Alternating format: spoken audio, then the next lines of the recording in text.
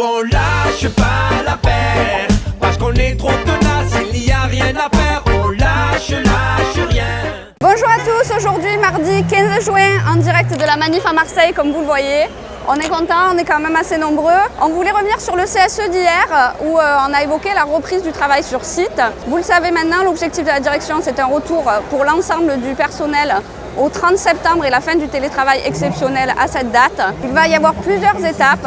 La première sera essentiellement au 9 juillet avec un retour impératif de l'ensemble des agents sur site, au moins un jour par semaine. Et puis progressivement, il y aura quelques situations dérogatoires, vous en serez informés. Le point positif, c'est que la direction a présenté un plan qui permet un retour progressif. Nous avons demandé qu'il y ait une plus grande souplesse pour que les employés organisent au mieux leur reprise. Oui, il y a des salariés qui veulent reprendre 5 jours par semaine et d'autres pas du tout. Dans un premier temps, on pourrait leur laisser un peu cette liberté pour s'organiser au mieux. Au contraire, notre directeur ne connaît que la pression. Hier, il a parlé à une élue cadre FO de manière particulièrement véhémente.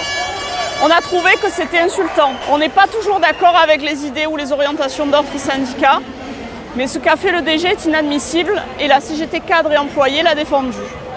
C'est malheureux, mais FO employé à ce moment-là n'a rien trouvé de mieux que de se féliciter de la qualité du dialogue social dans l'organisme. Vous savez que nous parlons toujours seulement de nos positions et ne commentons jamais celles des autres syndicats, mais vous deviez savoir ça. Alors on a repris le directeur.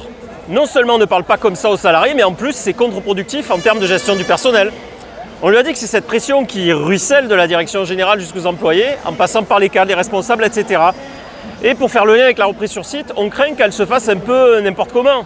On a déjà des exemples où cela se fait de façon un peu autoritaire. Dans la période, on n'a pas besoin de la pression et de la fébrilité qui est affichée, car au final, tout cela n'est pas très bien encadré par nos RH qui communiquent mais brassent du ventre. Vous voyez, c'est un peu comme à l'image du mail de notre DRH hier soir. En gros, les méchants syndicats bloquent la reprise sur site. Par contre, ce mail ne donne aucune indication quant à la marche à suivre pour rester à la maison ou pour revenir sur site. Et donc, comme d'habitude, les agents sont obligés de contacter la CGT pour avoir des infos. Nous, on ne bloque personne.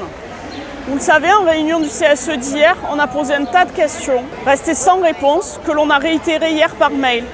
À l'heure où nous parlons, nous n'avons toujours pas de réponse. Si la direction avait fait un travail sérieux, on n'en serait pas là.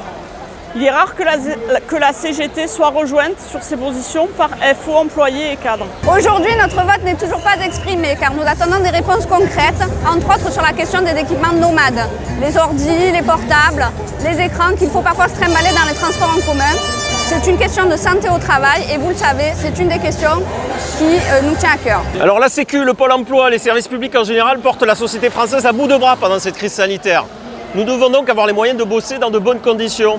Notre place est ici dans cette manif avec les travailleurs, les fameux premiers de corvée, les infirmières, les routiers, les caissières, les agents de sécu, qui sont aujourd'hui encore sacrifiés sur l'autel de l'austérité pendant que les grands groupes se gavent.